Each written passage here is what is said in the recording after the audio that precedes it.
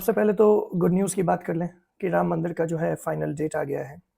सबसे पहले तो राजनीति के जो बेसिकली जो केचुए हैं, जो साँप हैं, वो अपने केचुए से बाहर आना शुरू कर चुके हैं। जो अभी तक एक डिफरेंट काइंड ऑफ स्टैंड ले रहे थे, जो अभी तक देश के जनता के सेंटिमेंट्स के ही खिलाफ नहीं थे, उसको खत्म करने में लगे हुए थे। अब हाथ जोड़ रहे हैं कि किस तरीके से उनको भी जो है रामलला के इस अ, उद्घाटन में, रामलला के मंदिर के इस उद्घाटन में जो है बुलाया जाए। जब बाबरी मस्जिद का ध्वंस हुआ तो मैंने नानी से पूछा, नानी अब तो आप बड़े खुश हो गए, अब तो आपके भगवान राम का मंदिर बनेगा।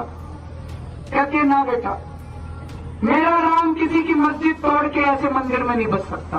अब ये बार बार पिछले 1 महीने से बीजेपी ने भी कहना चालू, मंदिर वहीं बनाएंगे, मंदिर वहीं बनाएंगे। हम कहते जी कब बनाओगे, कहते डेट नहीं बताएंगे, लेकिन 5 साल में, हर 5 साल में मंदिर वहीं बनाएंगे। मैं सोच रहा था कि अगर Jawaharlal Nehru ji steel authority of India की जगह मंदिर बना देते तो क्या इस देश का विकास हो सकता था? भगवान राम पे सबकी श्रद्धा है, तो भगवान राम का आशीर्वाद चाहिए कि भगवान राम हमारे दिल्ली पे और पूरे देश पे अपनी कृपा बना के रखें। अयोध्या में अगले साल भगवान श्री राम का मंदिर बनके तैयार हो जाएगा। कौन कौन मंदिर देखने जाना चाहते हैं? सब लोग जाना चाहते हैं। दिल्ली में हमने एक स्कीम चालू की है, दिल्ली वालों को मैं फ्री में अयोध्या जी के रामचंद्र जी के दर्शन करा के लाता हूँ। जब ट्रेन जाती है मैं उनको छोड़ने जाता हूँ, जब ट्रेन वापस आती है मैं ट्रेन पे उनको लेने जाता हूँ, जितने लोग जाते हैं। जब वापस आते हैं इतना आशीर्वाद देते हैं वो लोग, इतना आशीर्वाद देते हैं। गुजरात के अंदर हमारी सरकार बनेगी, आप सब लोगों को अयोध्या जी के फ्री में दर्शन करा के लाएं। आपको और हमें यही चीज समझना पड़ेगा।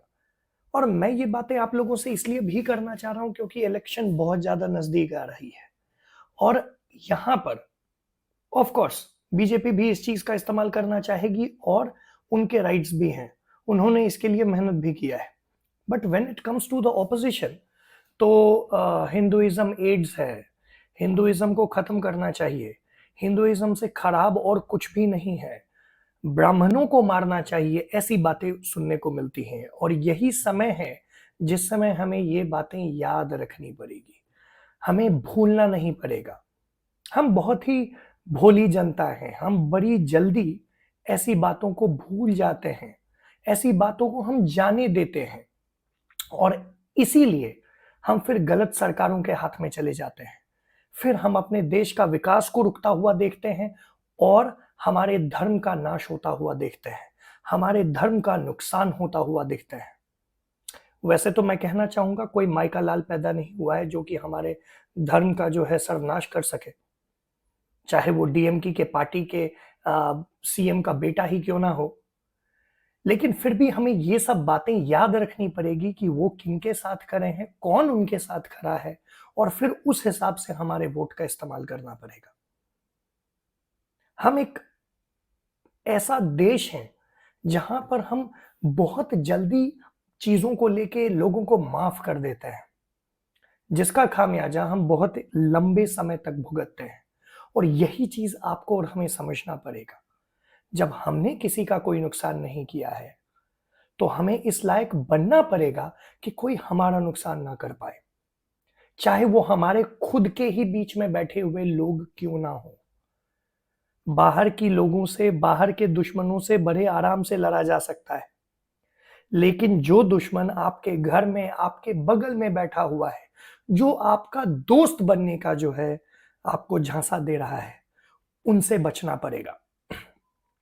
और ये चीजें आप ईवीएम का बटन दबाने के समय, आप ईवीएम के बटन दबाने से पहले सोचेंगे तो आपका, आपके देश का, आपके समाज का, आपके बच्चों के भविष्य का बेहतर होगा।